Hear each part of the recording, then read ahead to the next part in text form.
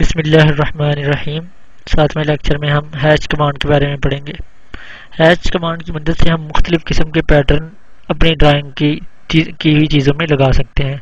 मिसाल के तौर पर हम एक मुस्ततील बनाते हैं। इधर से ये देखें, ये मैंने एक रेक्टेंगल बनाई। अब इसके अंदर मैं कोई ईंटों का या कोई किसी किस्म कलर्ड पैटर्न लगाना चाहता हूँ, तो उसके लिए मैं हैच पे क्लिक करूँगा। ये देखें, ये टूल बार पे आप साइड ड्रा टूल बार पे आए, हैच की कमांड, इस पर क्लिक करें तो हैच की विंडो खुल जाएगी। इसमें अब ये हैच का एक पैटर्न, डिफ़ॉल्ट पैटर्न दिया हुआ है। इसको आप चेंज, इसके ऊपर क्लिक करें तो मुख्तलिफ किस्म के पैटर्न आ जाते हैं, जहाँ से आप कोई भी पैटर्न सेलेक्ट कर सकते हैं। बस मिसाल के तौर पर मैं इधर से ये ब्रिक्स वाला पैटर्न सेलेक्ट करके इसको ओके कर देता हूँ।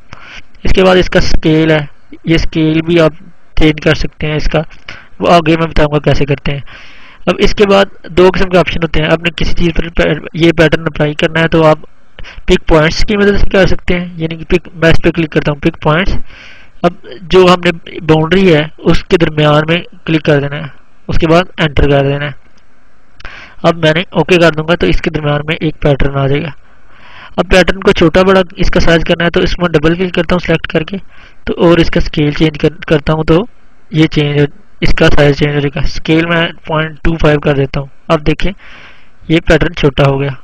अब दूसरा तरीका देखें, ऐड ऑब्जेक्ट की मदद से दोबारा हैच पे क्लिक किया मैंने, हैच की विंडो खुलेगी। उसकी मदद, उसके बाद सिलेक्ट ऑब्जेक्ट कर लिया मैंने, इस रेक्टेंगल को सिलेक्ट कर लिया, ठीक। उसके बाद ओके कर दिया।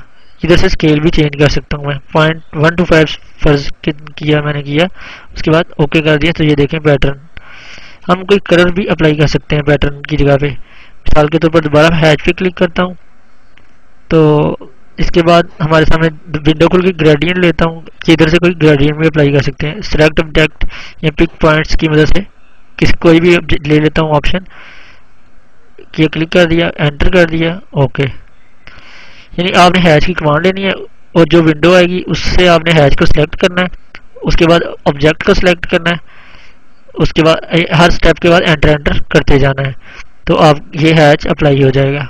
उम्मीद है आपको ये लेक्चर समझ आ गया होगा। अगले लेक्चर तक के लिए खुदा हाफिज़।